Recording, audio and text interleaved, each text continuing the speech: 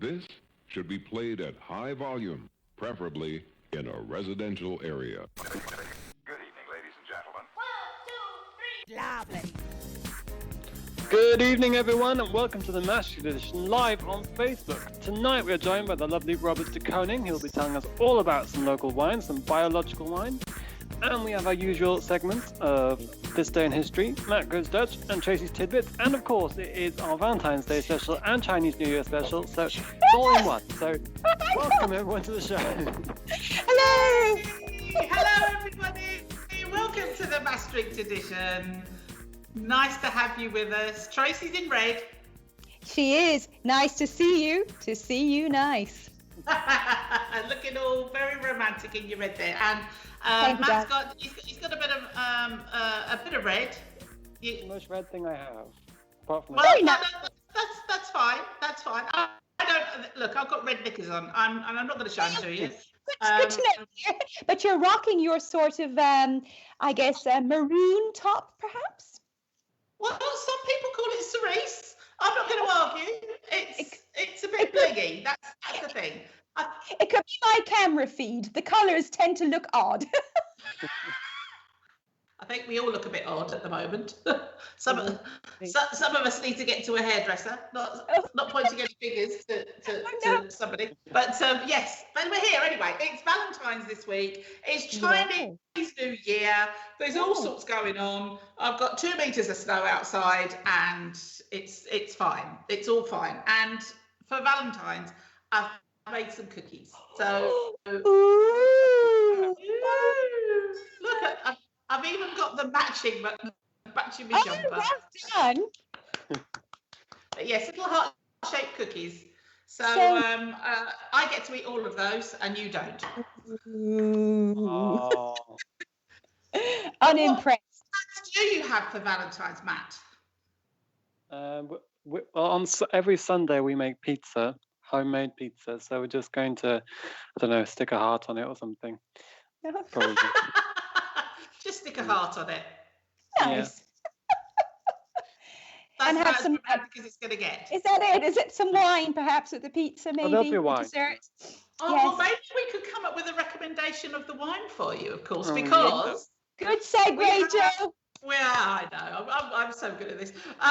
We've got our wine guru joining us later, of course, Yes. Robert De Koning from Wine Winkel Wyck. He will be here in about half an hour, and he will be recommending which wine to have with which dish over Valentine's. So, yes, it's all very lovely. And Tracey, what are your plans for Valentine's? Well, Dave and I have ordered a takeaway Valentine's brunch from a local restaurant. Am I allowed to say the name? Yes, of course. Yes, of course. We've ordered something. BBC? No, it's not the BBC. I know, I forgot where I was. That's my day job. Oops. We've ordered from restaurant Rechtstraat here in Maastricht, which is quite fancy schmancy. But they have a very nice menu on offer. So we've ordered that. We're going to pick that up from them on Sunday morning. We're going to have some bubbles. So hopefully Robert can also maybe recommend something there, or perhaps even some wine, or perhaps both. We shall see. And we've also purchased some little gifts for each other. And this year we gave a little budget. So we said no more than whatever amount of money. So we're going to have a few little gifts. And if the weather is dry and bright, we might even have a little Valentine's Day stroll in the afternoon.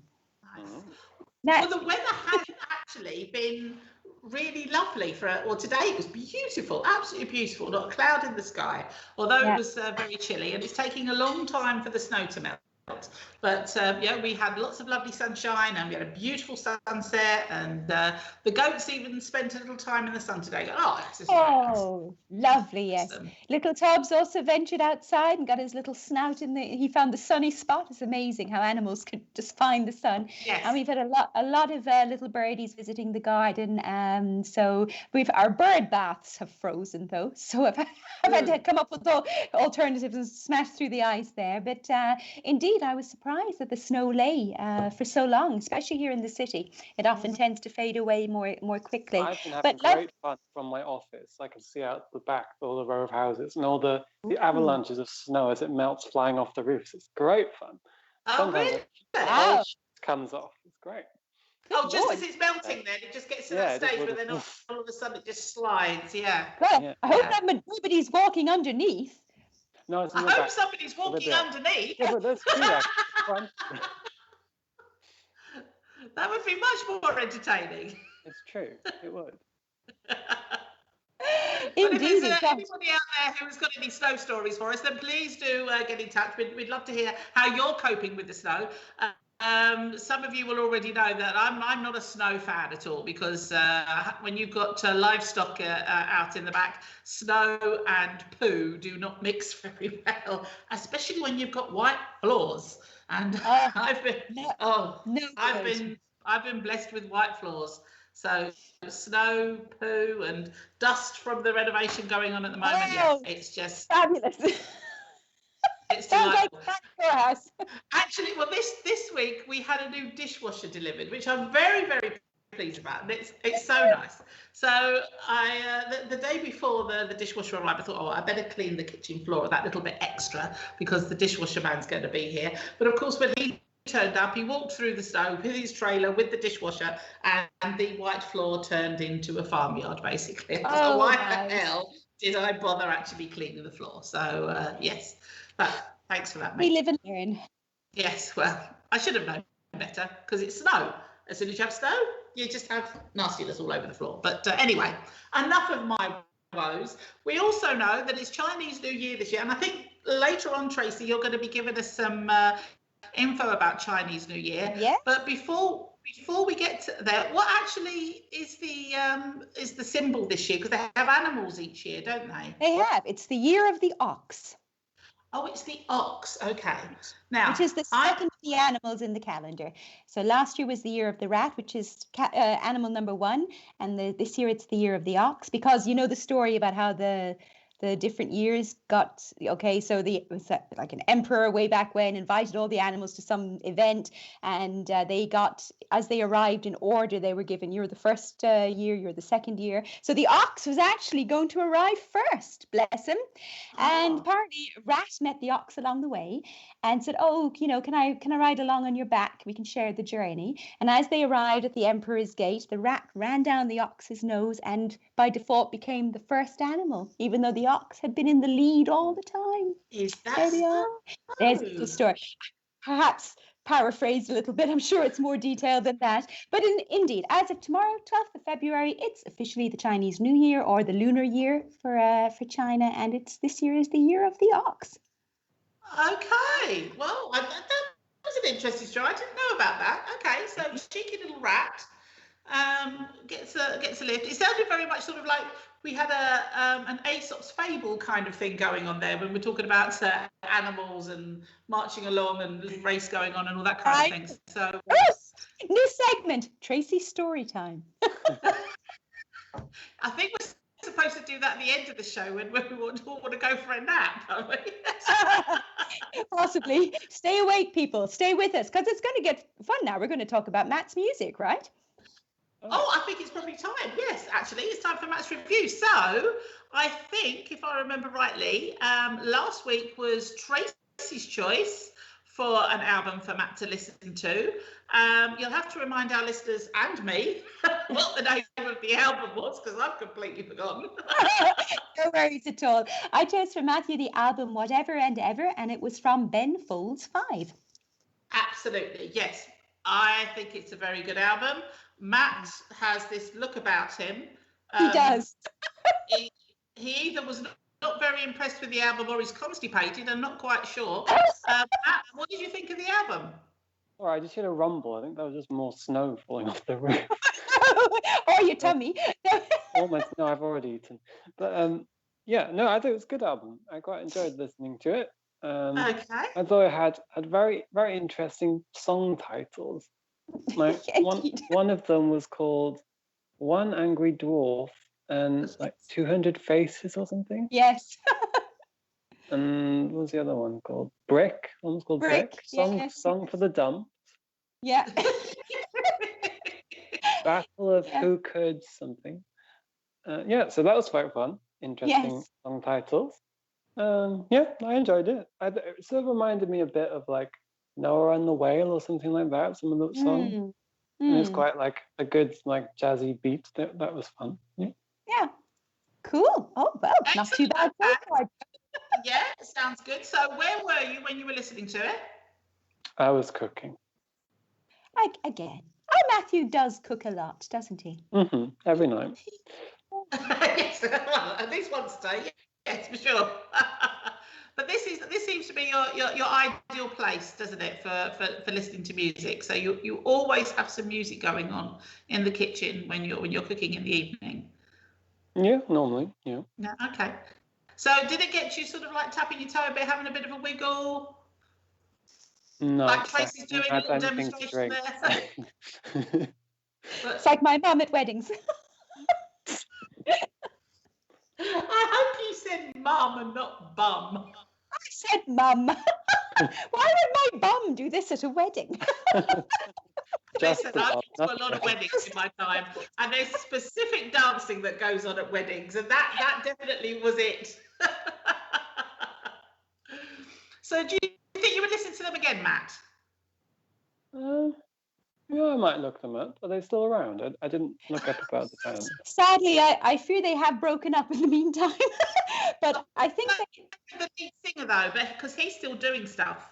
I know it's Ben, but I can't remember what his surname is.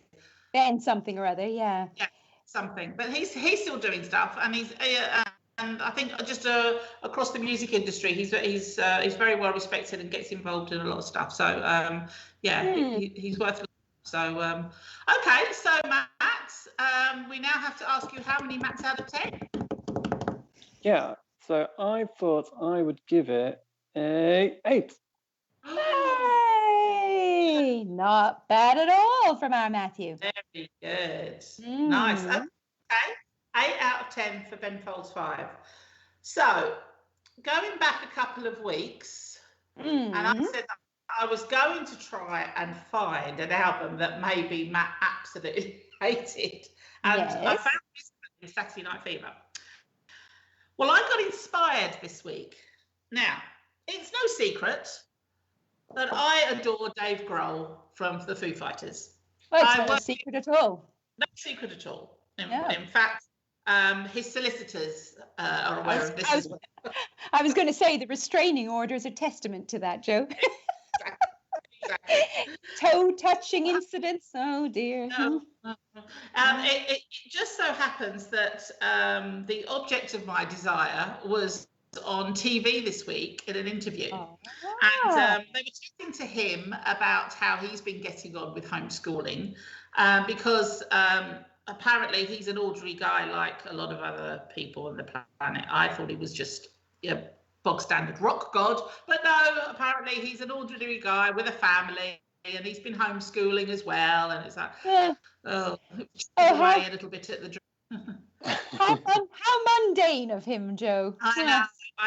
However, the interviewer asked him about, are you teaching music? Are you trying to encourage the kids' music? And the kids, yes, they're very much into their music. And he said, well, if you were going to name 3 albums that you think are integral to somebody's music education, what would they be? Ooh. And he named 3 albums. And these 3 particular albums made me fall in love with him just that little bit more. Because one of them was the soundtrack to Saturday Night Fever. Oh, what a co! It's a fix.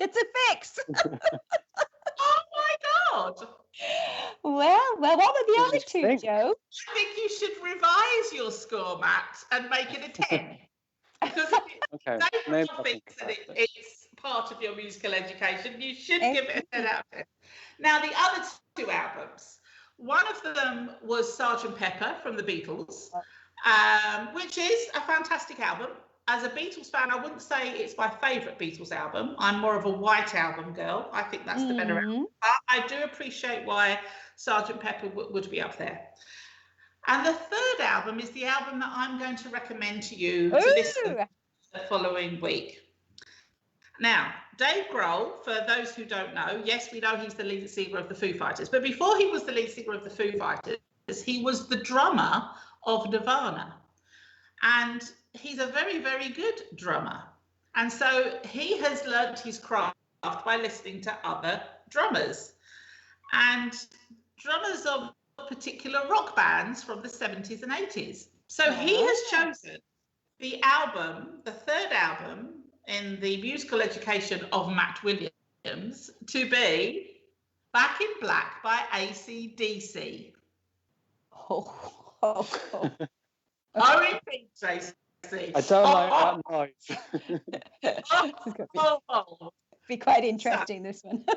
This is going to be very interesting. This is going to be very interesting. So I put it to you, Matt, that while you're cooking in your kitchen next week, you put AC/DC Back in Black. It's a very easy album cover to recognise because it's black. Oh, yes. It has AC/DC in very big letters, but it's black. And you are going to be bouncing to this or not. Maybe you'll get the song and go, oh my God. But yes, that is the one I'm going to put to you for next week. So AC/DC Back in. It came out in 1980. It's full on rock. But you know what? It's tuneful rock. It's not in your, I don't think it's really, really in your face. Although, unless you went to their concert, I do believe, I'm not 100% sure, but I do believe they might actually be in the Guinness Book of World Records for the loudest concert ever recorded, which was like 1,000 decibels or something stupid like that, you know. It was really loud. You don't have to listen to it that loud, obviously. Minimum volume. Yes. So there you go. That is the album that I'm going to put to you. How about that? Okay. Thanks, Dave. He is watching. Of course. That's why I'm thanking him. So. And before we move on to this day in history, there is something I just wanted to mention as well, because of course we do have our wine guru coming up later on in the show, and a lot of you will know that after the show I will always have a little glass, well, not a glass of wine going now, but I like a little glass of wine and some cheese after the show. There's been a recent study actually about eating wine and cheese. Apparently eating more cheese and drinking more wine may actually help delay cognitive decline. Indeed. And in fact, in my news this evening, I have another example of why we should all drink wine. So it's a good news day, really. Yes, I'm happy to take that information at face value. I'm not going to, question it. For me, that's good. Hurrah! Wine and cheese, Paul. For sure. I think I probably could live on cheese. And we're later on in a few weeks' time, we are going to be joined by a vegan chef, and we're going to have lots of questions about vegan cheese, because we have been discussing this several times over the last few weeks about vegan cheese. Oh, Tracey, tell me. Yes, Tracey has something. Speaking of vegan, it's reminded me of something I learned earlier this week. We all know we love chocolate from home. Did you know that Fry's chocolate cream is vegan? Is it really? I know! Isn't that the best news ever? Because I love Fry's chocolate cream. I haven't had Fry's chocolate cream for a very, very long time. Oh, it's so good. I haven't had British chocolate for, I can't remember when. It's a very, very long time. But then I've always been a dark chocolate girl anyway. So living in... Joe, Cadbury's Bourneville is also vegan. Is it really? Yes. And Oreo cookies. We can't get the stuff from the UK anymore. Unless you can do an order at Kelly's Expat Shopping, who have all aforementioned goodies available, and will be a guest on our show, hopefully next month. Excellent. Okay, well, actually, we can grill her about this, because, of course, with the changes in Brexit and people wanting to get goods to and from the UK now, maybe she can enlighten us on things there, because that's, of course, her core business. So, yeah. Later on, coming up in the show, we're also going to be announcing the winner of our photo competition. We have loads of entries. We do have a winner, but you're going to have to wait towards the end of the show before we actually announce who that is. And of course, they will be getting a bag of goodies from us, from Euler, from Meet Maastricht, from #Maastricht, and from Robert De De Koning, who will be joining us very shortly. So it's an insane goodie bag, by the way. So much lovely stuff. It's a goodie bag is what it is. But before we get that far, I think it's probably time for us to relax from all this excitement. Yes. It's time to maybe chill down a little bit, go a little zen-like. I would, under normal circumstances, say maybe even sit out on the patio with a glass of wine, but we're not there yet. We can still have wine. We can still have wine, but we'll just do it indoors instead. Oh, and a cup of tea. Very nice mug. Where can you get that mug from, Matt? You can get it from our Redbubble store. Yay! We have merch, people. Merch. We do have merch. Yes. All the excitement of it all. No, it's too exciting. We need to be chilling. It's too exciting. Put it away. Okay. In with the nose, out with the mouth, isn't it? Or out in. In through the nose. Through the nose. Just breathe. Breathe nice and deeply, in and out. Relax, chill, because it is time for This Day in History. Shocking. Absolutely shocking. Right, today it is Thursday, the 11th of February, and there is an awful lot to get through, actually, so I'm going to try and whiz through this. On this very day, in 1809, Robert Fulton patents the steamboat. Now, Matt, have you ever been on a steamboat? No. Are you sure about that? You took your time there. I don't think I have, no. Tracey? Steamboat, no. Steam train, yes. That's me as well, I think. I'm not 100% sure, but I don't think I have been on a steamboat. Maybe when I was younger, but it certainly doesn't stick in my head. But yes, steam train. So tick for steam train, for steamboat. In 1852, the first British public female toilet opened in Bedford Street in London. Now, 1852, lots of skirts. Women wore an awful lot of skirts. Can you imagine, Tracy?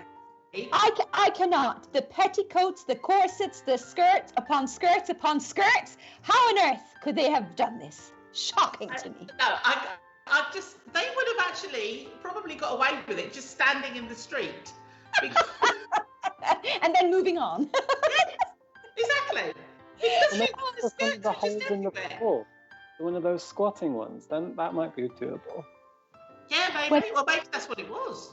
They are quite. I've used a squatting toilet when I travelled in China. They are still quite challenging, I must say. It does depend what you're wearing, indeed. And you've got to get the squat and the balance and the timing right. And there's many factors involved. And you don't want to have a slip or anything, or get nervous. I tell you don't want to be wearing skinny jeans. God, no. No, that was another bonus of favouring the dresses, I must admit. So, if you had to take your pants, oh God, disaster. Anyway, right swiftly on. Come on, Joe. In 1964, the Beatles' first live appearance was in the US in Washington, D.C. at the Coliseum. And a few years later, in 1969, Diana Crump becomes the first US woman jockey to ride against men.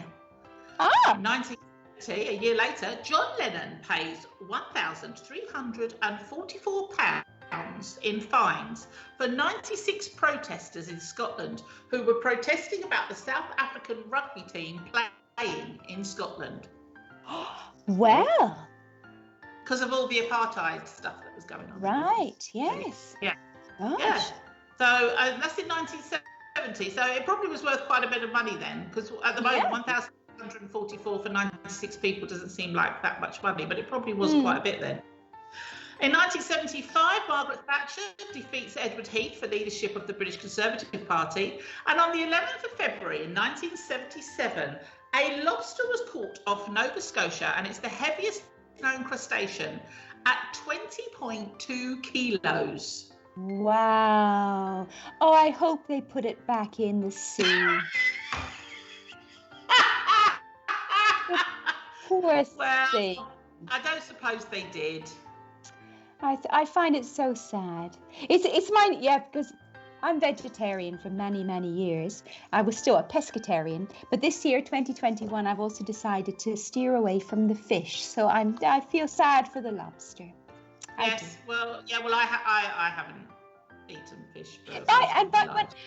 Yeah, indeed. But I've had in the past lobster, and honestly, I don't know what. It's not particularly lovely to eat. So why don't they just leave the little creatures alone?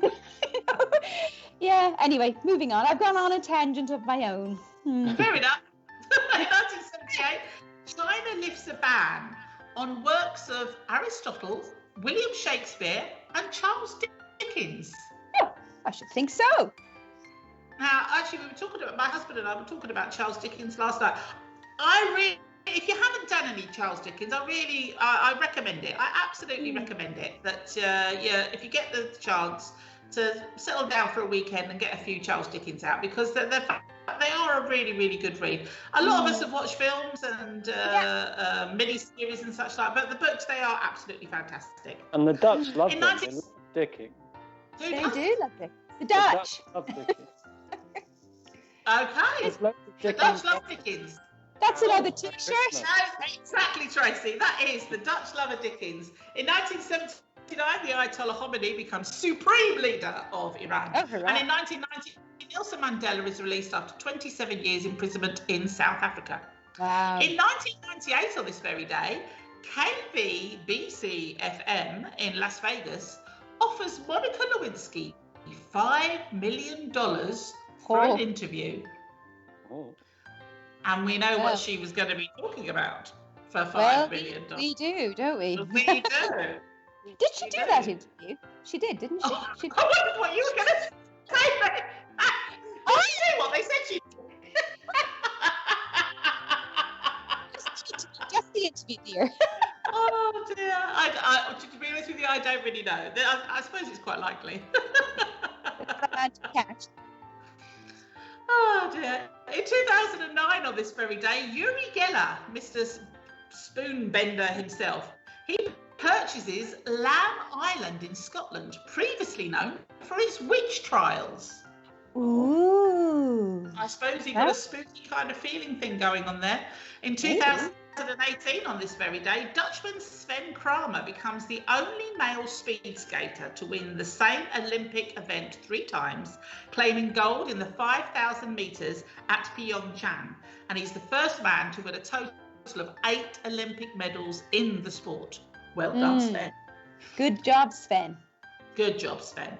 Indeed. And in 2019, on this day, artificial intelligence systems that are meant to assist diagnosis in the future are pitted against physicians in a test to diagnose 600,000 patients in results published in Nature Medicine. And the artificial intelligence won. Oh, well, there we are. That's a bit embarrassing. And finally, on this very day last year, the largest wave ever surfed by a woman was by Brazilian Maya Guineira, who was riding a 22.4 metre wave at Nazaré in Portugal. Wow. 22.4 metres. That's ridiculous. Insane. Surfers are so cool. They are cool. They're really cool. They are. Wow. That is insane. Some people wouldn't even climb that high, let alone surf. That's nuts. Indeed. Absolutely nuts. Right, let's whiz through some birthdays. In 1847, Thomas Edison, the American inventor of the light bulb, was born. In 1926, Leslie Nielsen, the Canadian actor, famous for Spy Hard and Naked Gun, born. 1934, Mary Quant, the English fashion designer. In 1956, Burt Reynolds, the American actor.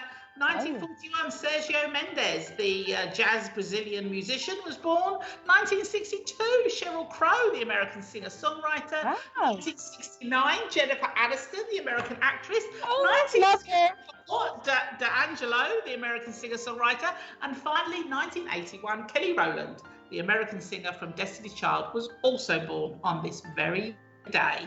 Happy birthday to you all. Happy birthday also to Lisa Cunningham from the Cunningham clan. They would like to say happy birthday to Lisa, who's celebrating her birthday. Oh, happy birthday.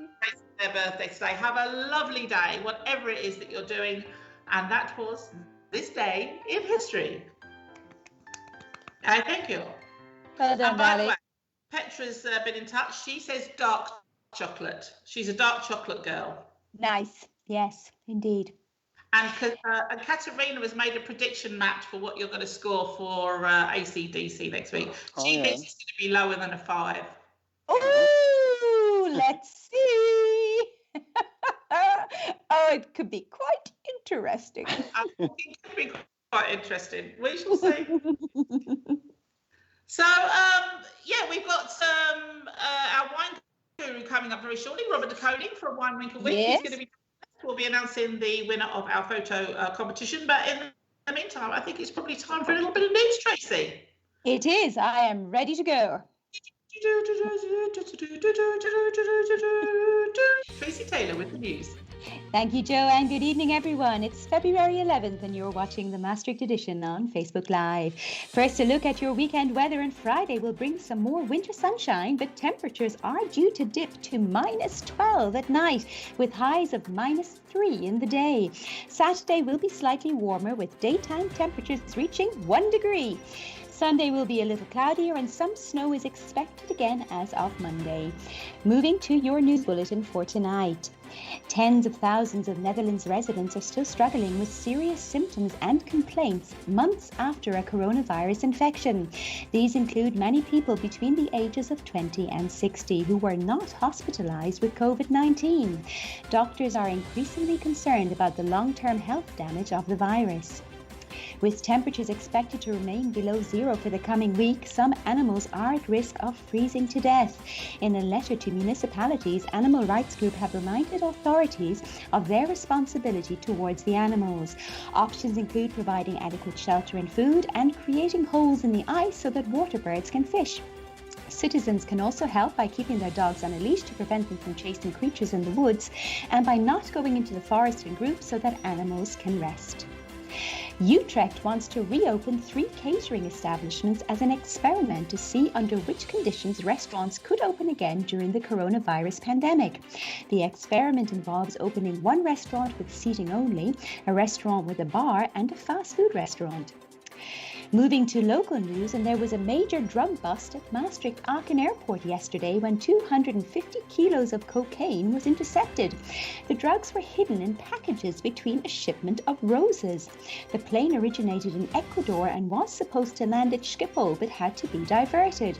While unloading the flowers, it was noticed that the boxes were unusually heavy. The drugs are said to have a street value of €8 million. And the idea of click and collect, where you can order your product from home and pick it up at a store 4 hours later, does not seem to be a success in Maastricht as yet. So far, shops are only having a few customers, if none at all. And the Maastricht for Climate Coalition has organised an 8-part webinar series to promote the transition to a sustainable Maastricht. According to the organisation, the climate crisis must be tackled through cooperation, and citizens should take the lead in this themselves. The online webinar will continue every second Tuesday going forward for 7 more sessions. And finally tonight, Europe's oldest person, French nun Sister André, who survived COVID-19 last month, turned 117 years old yesterday. She enjoyed a special birthday feast, including her favourite dessert, baked Alaska. Born on February 11th, 1904, Sister André said she did not realise she had the virus and only felt a little tired. The nun's impressive age could be down to the fact that she enjoys a small glass of wine every day. Amen to that. And that's it for tonight. For more local news, you can follow RTV News in English on Facebook and Instagram. If you are a local business, be sure to check out the Support Your Local Business South Limerick Facebook page, a joint initiative between #Maastricht and the Maastricht Edition. And if you want to discover events, concerts, and cultural activities going on in Maastricht and the surrounding areas, head on over to the website of our partner, maastrichter.com, to check out their awesome calendar of events. You can also follow them on social media. And don't forget that you can always find us on the Maastricht Edition Facebook page, on our YouTube channel, on Redbubble, and on Instagram. For all the details, check out the maastrichtedition.nl. Nicely done, our Tracey. Thank you, darling. That is an amazing story, isn't it, about the nun? I know. My goodness. Born in 1904. Crumbs. That's a long time ago. And to survive COVID like that, that's just fantastic. Absolutely fantastic. Just brushed it off. Yeah. Yeah, there you go. Oh, I didn't know I had it. Just felt a bit tired. But well done, Sarah. Wow. No, absolutely. Yeah, so here's to drinking a glass of wine every day. Well, that's what I'm thinking. Hallelujah for the wine. So now, before we get our wine guru on, somebody asked me a question. Ask me a question. Okay. What do you know this week that you didn't know last week? Well, it's funny you should ask me that, Matt. Ooh. In 2018, a Belgian bar had such problems with people stealing their glassware that they demanded customers give up their shoe as a deposit. Oh, God, only in Belgium. What was wrong with this glassware? I mean, how special was it? Was it kind of crystal or something? Well, to be fair, actually, there is when it comes to the beers, they do have these really interesting glasses, don't they? And I think tourists, especially, will probably steal quite a few. Though I am not going to comment on how we got a cupboard full of glasses, but we do have an awful lot of beer glasses. Nothing going on here, people. Nothing. It must have been a really smelly bar, though, if everyone is just wearing one shoe. Oh, Matthew! Oh, probably, yes. You walk in, you'd be like, oh. And it's easy to trick the system. You just go in wearing a pair of shoes, you produce a spare one from your bag, hand it in, and leave with the glass. That's one way of doing it. Anyway, let's introduce our guest this evening. Robert De Koning's with us. Good evening, Robert. Hi, hello, but I can't see you. Oh, no, imagine. That's a lovely to see you. Count yourself lucky, Robert. Which is a bit strange, though. Well, I can see Tracey. That's great. Hi, Tracey. Hello, Robert. Cheers. Cheers. Now, let's see. She's one out of all of us, so as long as you can see her, you'll be doing absolutely fine. Oh, thank you. We can see you. We're we could actually probably have a little bit of bookcase envy here because you've planted yourself in front of a very nice bookcase. We've got books, we've got bottles of wine, we've got a very nice picture behind you that's showing some candlelight there, actually. It all looks very nice, Robert. Yes, it's in my store. It's my little wine museum cupboard kind of thing. Excellent, very nice. And how are you doing, Robert?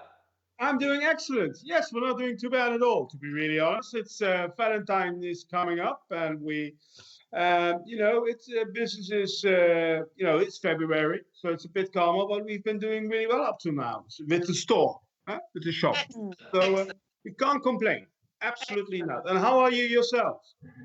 Well, we've got our wine here, so we're doing okay, actually. In fact, yeah, me as well. I've be so bold, actually. I think actually this is one of yours, Robert's. Excellent. I wouldn't expect anything less. Tracey, what are you drinking? I'm drinking a Valpolicella. Sadly, it's not from your store, Robert, but I may be able to rectify that as of tomorrow afternoon. So it's okay. It's okay. It's okay. And Matt's on a cup of tea, I think. I wasn't now finished. Or is it Joe? Could be. It could be. Yeah, but it's just the perfect opportunity to shove the Maastricht edition mug, of course. That's. Own your own, everyone. Own your own. I mean, non-alcoholic January is over now, isn't it? I mean, we're well into February. Thank God. Thank God. I have no idea what that is. I know. I think they should do the dry January. We did it. It was fine. But I think we should do like dry November or something. January seems like a really cruel month to do it. I think dry January works. should set yourself a healthy limit. Not more than True. 1 bottle a day. Something like that. Well, look, if you do try January between 3 o'clock in the morning and 11 o'clock in the morning, it works really well. Well, you could do 1 o'clock in the morning till like 6 o'clock in the afternoon. That's most part of the day. I mean, No, so sorry, you're like no. 70% non-alcoholic January. I think that's even better. Sorry, that doesn't work for me. But moving swiftly on. It's Valentine's Day this week. Of course, coming up this weekend, we are going to be celebrating Valentine's Day, which means we're going to have some very nice food, probably, even though we're not going to be going out to restaurants. We're going to have a nice little dinner at home. Very good. And I think we need to have a nice bottle of wine to go with that meal. Robert, what have you got for us? Well, I'm feeling Valentine's Day. I'm always feeling a bit pink. Yeah, so it's pink champagne, pink sparkling wine, pink prosecco. That's what I'm going for, and you can drink it throughout your whole meal, no problem. So for us, it's sparkling. It's January is over. We got February. The year is starting again, and we should celebrate it. And therefore, sparkles. Lovely. That's the right way to go. Yeah, you're not going to hear big complaints from us here at the Master Edition. Yeah, we're on board. Excellent. Preaching to the choir. Very good. I'll drink that. Well, we got some really nice prosecco in a large size. Oh. Yes. If you're really thirsty. Wow. It's a double one. It's a double one. Yeah, I'll keep it like that so you can see it. Yeah. Gosh, it's enormous. We have it in a normal. We have it in a normal size. Yeah, so that's the normal. bottle's And lovely. Beautiful. If you're feeling like I'm gonna drink a lot of wine afterwards, but I do want to have a bit of sparkle, you're gonna have the little one. It's just enough for 2 glasses. Yes. I love this idea. Basically means how much sex you're going to have at the end of the evening, as to exactly which bottle you buy. Yeah, bring the Magnum. I think that would be the best thing to do.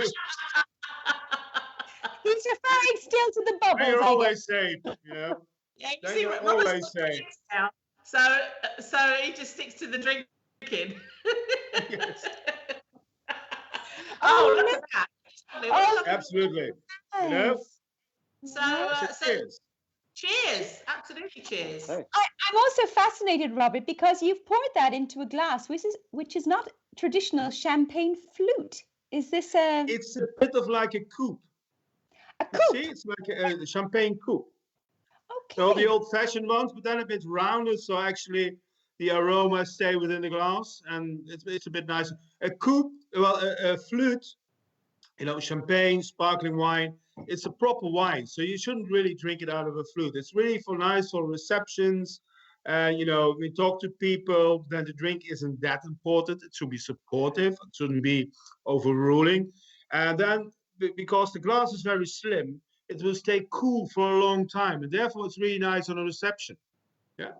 But I think if you really want to enjoy your sparkling wine, your champagne, you should have like a tulip glass. It's a bit like that. Nice. Gotcha. And I like if you want to make a champagne fountain, like a pyramid, you need to have coupes. Okay. It wouldn't work with that. flutes because they would fall apart. It's not a good idea. That's Now, true. of course, if you bought one of those magnums, you probably could make a little fountain actually out of it. Oh yes, of course. It's it's 1.5 liters, so it's gonna fill about 15 glasses. Yeah, you could make a little tower out of that. Yeah, Yeah. absolutely. What a shame. It's the two of you, and you've got 15 glasses of champagne. Oh dear. Oh no. It's a challenge, but it's one you should really consider. Yeah. Yes, but we do say drink responsibly, of course. Yes, of course. Absolutely. You shouldn't drive, so drink it after 9.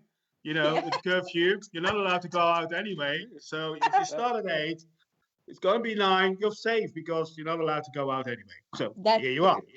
Excellent. Okay, but if you're not a prosecco kind of person, what else would you recommend?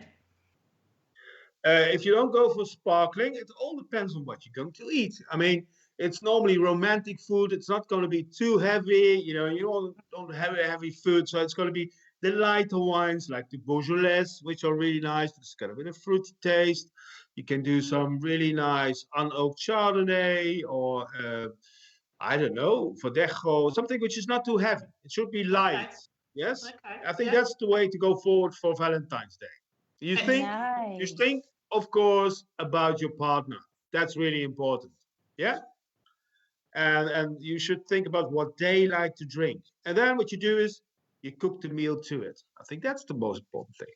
So can I just confirm you're directing that advice at the men who are married to women, or in non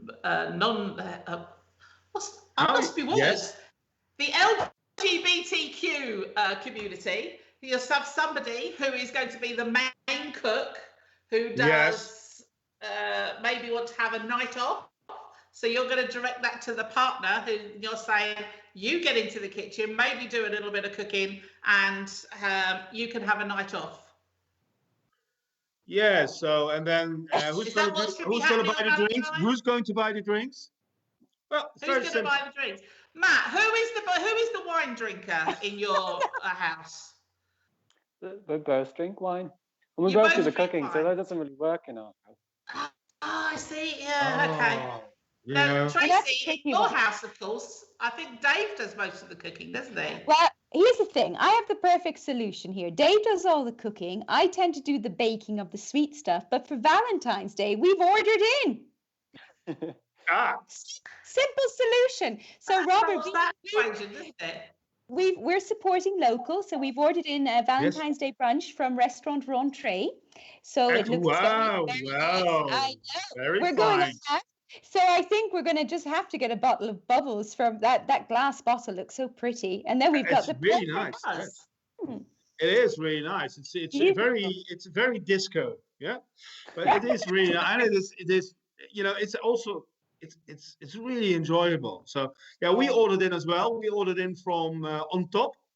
Oh, cool. Where you of course can buy our drink or wines normally seen, and we like to order food in from people we work with. So you know, we support our own clients, and I think that's the right thing to do, because don't forget, I think everybody should do it because they can really need it. They really do need it. So absolutely. Yeah.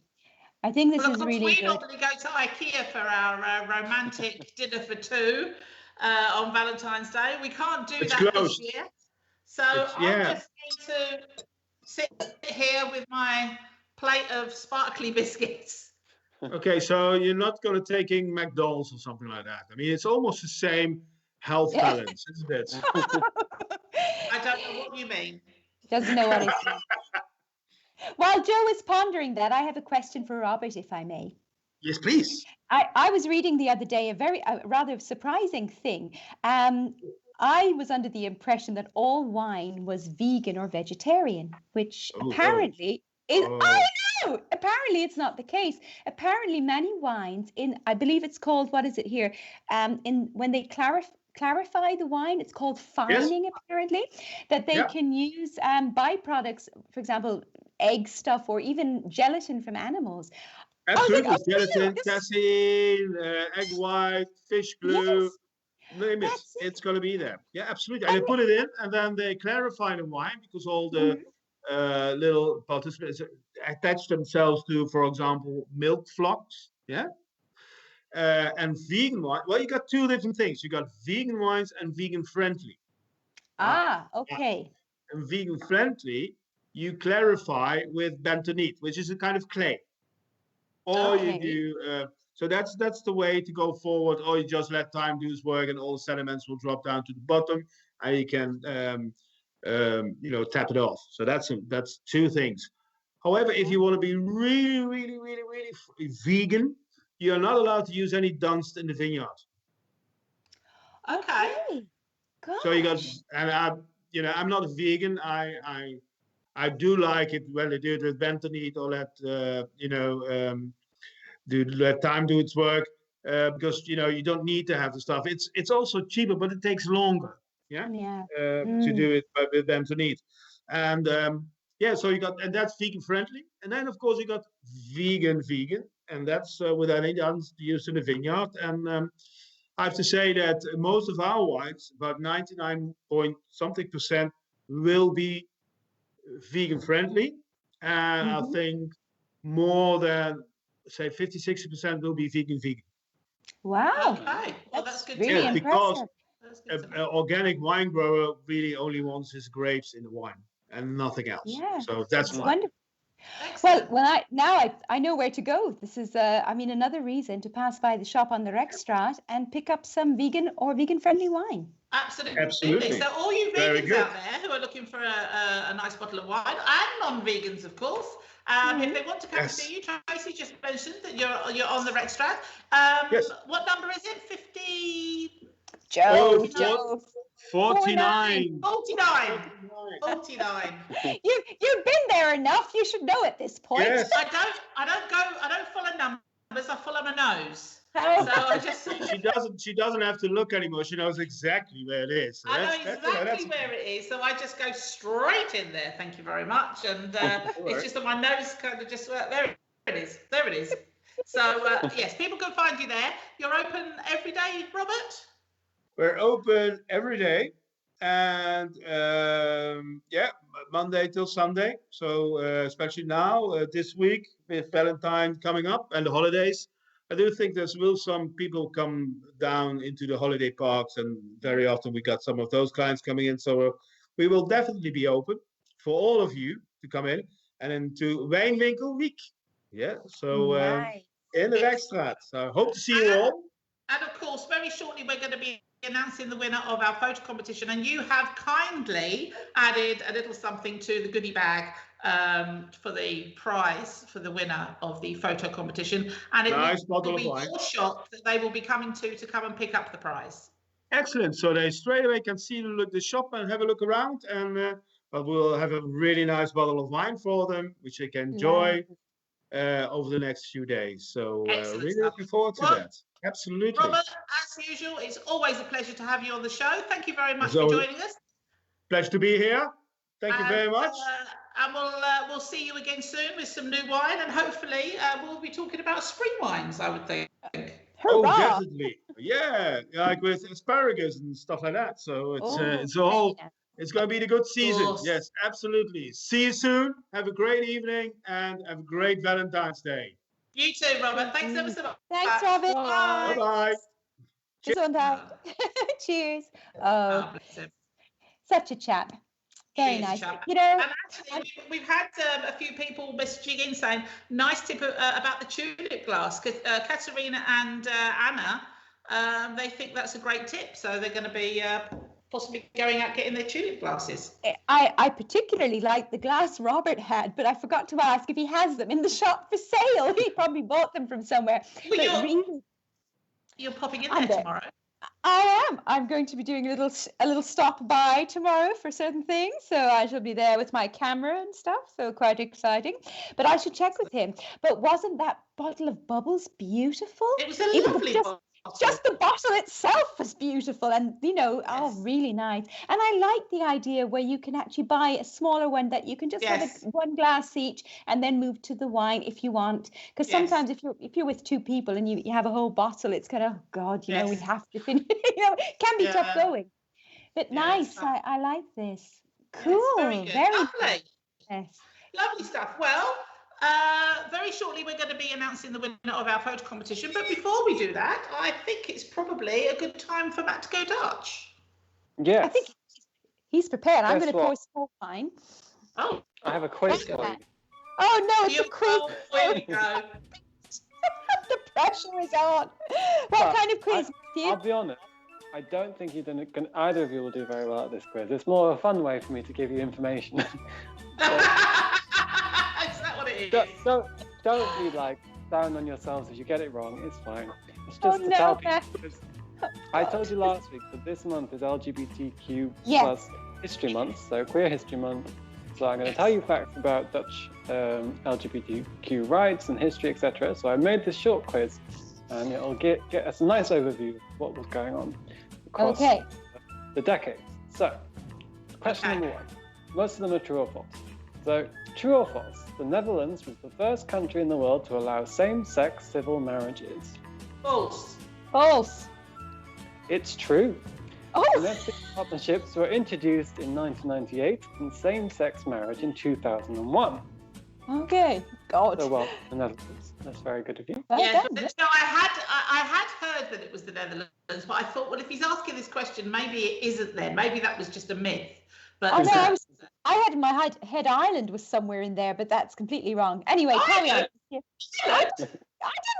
What are you talking about? Well, they've brought in stuff, but anyway, carry on, Matt. Question number 2.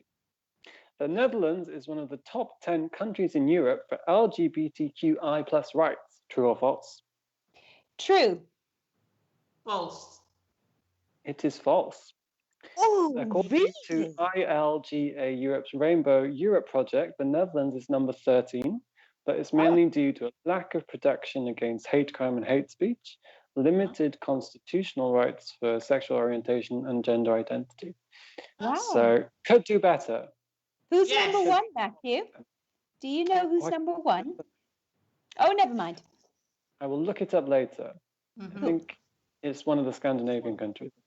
Mhm. Mm. Okay, next one. The COC. Do you remember? We all remember what that Yes. is? That's like We do, the yes. LGBTQ charity organization that fights for rights. Was Yes. founded in A, 1946, B, 1932, or C, 1969. He's told us this before, Tracey. I have. He told Last us this just last week, Joe. I know. God. Six. 69. 46 is correct. Oh, well done, Joe. 1969 was Stonewall, I think, wasn't it? But it was founded in 1946. as I Okay, told you cool. last. So, gay Sorry, and Matt. bisexual. To listen to you. You can listen back to last week's show if you want full details of when it was. Good point. All of our shows are available on Facebook Live and YouTube. That's true. This one's an interesting one.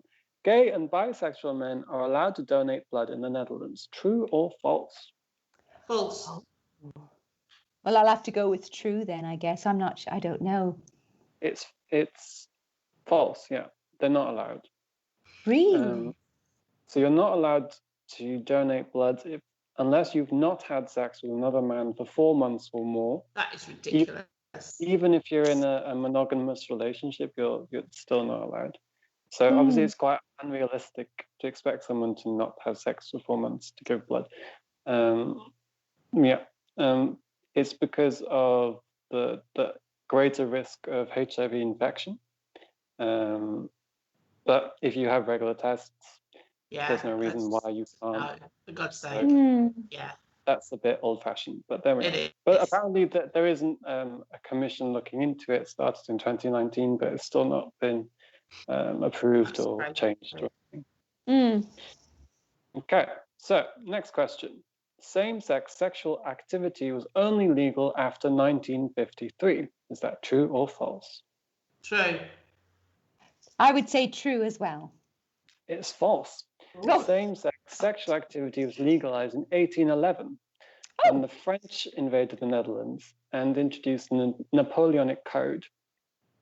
So when Napoleon invaded the whole of Europe and installed the Napoleonic Code, a lot of the countries kept it, which actually meant that it legalized, well, it didn't make it illegal anymore, same-sex sexual activity.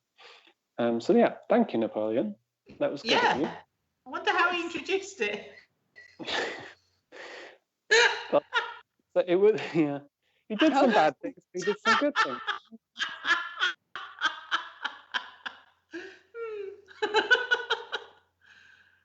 Is that the last one? No, I've got a few more. Oh, right. Same-sex adoption is illegal in the Netherlands. Is that true or false? False. I don't know on that one. I think, oh gosh, true, Matthew. It's false. Oh. Same-sex adoption was legalized at the same time as same-sex marriage in 2001. And lesbian couples are also allowed to access IVF treatment. That's That good. I did know. Yeah. I've done shockingly bad on this quiz. 2 more. I've not been keeping the score, so I'm not sure who's winning. I have no idea. The Netherlands will be the first country to remove gender markers on official documents. True or false? Oh, goodness Ooh. me. That might be true, actually. I'll go with false. Although it's true on that one. Oh, hurrah. Finally. Wow. In 2025, gender markers will no longer appear on official documents, so birth certificates, passports, driving licenses, that sort of thing. And the last question. Until 2014, you were legally required to be sterilized or made infertile and undergo physical gender reassignment surgery in order to match your gender to your birth certificate. Is that true or false? True. Gosh. True. Oh, Joe seems quite, I don't know, Matthew. False. No, it's unfortunately, it's very sadly, it's true. And I found this quite shocking, to be quite honest with you. It is. Between 1985 and 2014, anybody who wanted to legally change their gender would be required to undergo sterilization and full gender reassignment surgery. And this affected 2,000 people. In 2019, the Transgender Collective called on the government to recognize that the law was against the European Declaration of Human Rights. And finally, the government agreed and made an official apology and offered financial compensation to the victims of this law over that period. Which I think that's so crazy. Not until 2014, you were required to be sterilized. I mean, yeah, it's just outrageous. Absolutely outrageous. But it's an interesting quiz, though, as you say. As much as we won't keep your scores or anything, but it just goes to show. Sometimes you think things have advanced considerably, and then actually, when you look at it, well, maybe not so much. Yeah. There's still a long way to go. It's good to keep it in mind and stay vigilant. And Yes, absolutely. Yeah. Okay, nice one, Matt. Well, we are running out of time, so we need to whiz through very quickly what we've got left. I'm just going to quickly announce the winner of our photo competition. So, a few weeks ago, we asked people to send in a landscape, not portrait, a landscape picture of Maastricht to be used on Facebook and our website as our new header photo. And we've had loads of entries, lots and lots of entries, which has been fantastic, which it did actually include lots of entries that were portrait instead of landscape, but hey, what can you do? We did ask really, really nicely. So we've had a look at all the entries that came in. There's been some fantastic pictures of Maastricht. Oh, what a lovely city it is. But we have chosen a fantastic picture of the Vrijdag, where you have the rainbow crossing, and the winner is Edney Helena dos Santos. So, congratulations, Edney. You are our winner, and we shall be in contact with you so you can come and pick up your prize, which is a fantastic goodie bag with lots of interesting goodies in. Oh, look, you get the pictures coming up on the screen. So, how aren't we?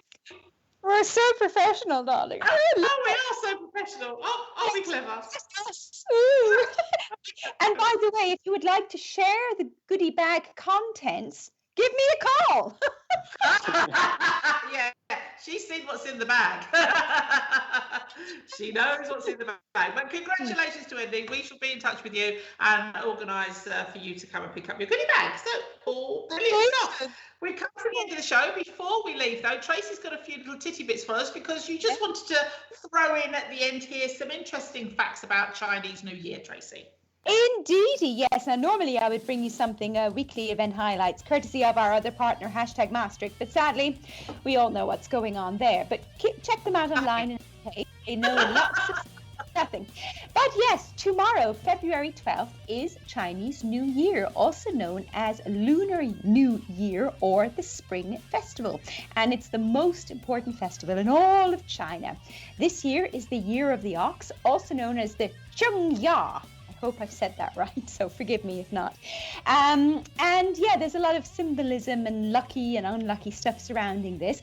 A lot of it is around food, which is quite fun. So apparently the luckiest Chinese New Year foods to eat would be fish, which is symbolizes an increase in prosperity. Chinese dumplings, which is about great wealth. Glutinous rice cake, cake, which is if you want to get a higher income or position, and noodles, which represent longevity. So that's quite fun. There's lucky things you can do at Chinese New Year as well. So apparently giving money and gifts in lucky numbers and these little red kind of envelopes that you see, that's very fortuitous. Eating the lucky foods is always good, and lighting lots of red firecrackers and fireworks to scare away evil and bring good luck. Now, of course, fireworks aren't exactly, the good, they're a bit nom de plume at the moment. So, just make some noise perhaps instead. Bang. Yeah, bang, bang. It's also unlucky stuff, so you should not have an accident tomorrow. That's bad luck. Oh, okay. So try to avoid going to the hospital, crying, or breaking anything. It's all bad omens. You'd need to check this out, but there's also gifts that are unlucky. It's to do with different colors and words and numbers, so you need to check that out to be sure. And also sweeping, but this is one we have also in Western European culture. If you're sweeping on New Year's Day, you can kind of sweep your luck away in theory. Oh. But now, this year it's going to be the year of the ox, and this is a new year to have a chance to start afresh, to see loved ones, and to share in the hope of good things to come. And the ox is a hard-working zodiac sign that signifies movement. So hopefully the world will be less static than last year and get moving again in the second half of the year. So there we go. Fingers crossed. Yes, fingers crossed. That's the plan. That is definitely the plan. Let's see what happens. So there you go. And a shout out to my favorite Chinese restaurant in Maastricht, Restaurant Wen Chao, just on the opposite side of the train station, who are now open as well for takeaway lunches, which is very, very good. We had it a few weeks ago, so very nice. So there you go. So it's Chinese New Year. So some interesting stuff. I love the symbolism that comes with this type of thing. So it's quite. Yeah, And it's well, Friday, it's a good time to be having a Chinese takeaway anyway. So go out there, support our local Chinese restaurants on Chinese New Year. So excellent tips there, fantastic. Well, we've come to the end of the show. It's whiz past once again. There's been lots been going on. Thank you to Robert De Koning from Wine Winkel Wyck for joining us this evening with all his top tips. There's been loads of comments about the tulip glasses. Everybody's well and truly on board with that, so that's great. We shall be back again next week. Who's on next week, Matt? Do you remember? No, I can't remember either. But we have a fantastic guest next week. Congratulations again to Edney, who's won the photo competition. We shall be in touch with you in the next couple of days. Have a lovely weekend, whatever it is that you're doing. Enjoy Chinese New Year. Have a lovely Valentine's Day. And we shall see you again next week. Big love from all of us. Big love. Big love. Happy Valentine's. Bye.